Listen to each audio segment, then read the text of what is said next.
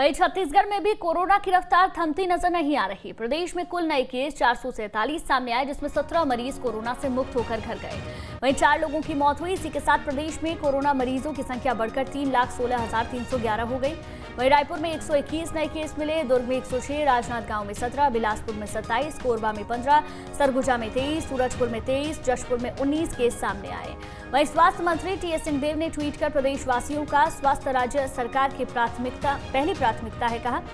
Covaxin पर गंभीरता से विचार जारी है, ठीक होते ही वो पहली खुराक लेंगे, ये ट्वीट किया है।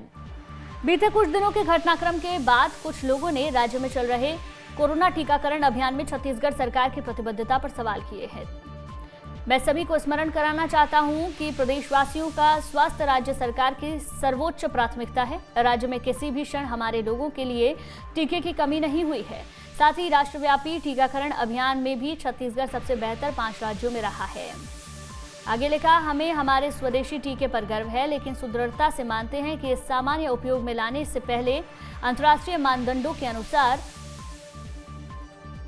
उचित प्रक्रिया का पालन करने की आवश्यकता है।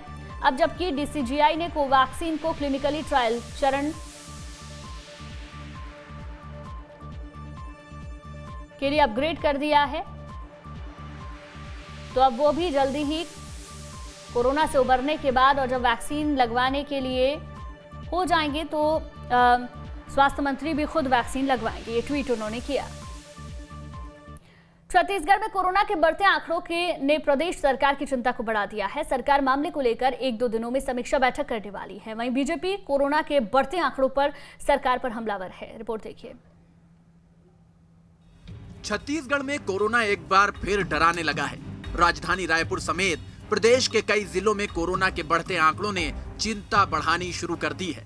पिछले दिनों के आंकड़ों पर गौर करें तो रायपुर में 11 मार्च को 155, 10 मार्च को 135, 9 मार्च को 161, 8 मार्च को 96 मामले सामने आए।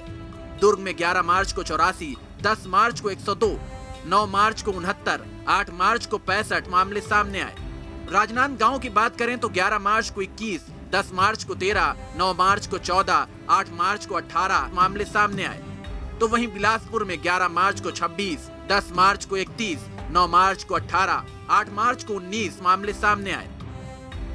सरकार भी कोरोना के बढ़ते आंकड़ों से चिंतित दिख रही है। प्रदेश के कैबिनेट मंत्री रविंद्र चौबे बढ़ते आंकड़ों से चिंतित दिखे। लगातार अभी जिस तरीके से फिर से कोविड का संक्रमण दूसरे दौर का बढ़ने का दिखाई दे रहा है, महाराष्ट्र में, नागपुर में लगभग लॉकडाउन हो गया। 1-2 दिन बाद हम लोग भी रायपुर की समीक्षा करेंगे। सरकार कोरोना के बढ़ते मामलों को लेकर चिंतित दिख रही है, लेकिन विपक्ष मामले को लेकर सरकार पर हमलावर है।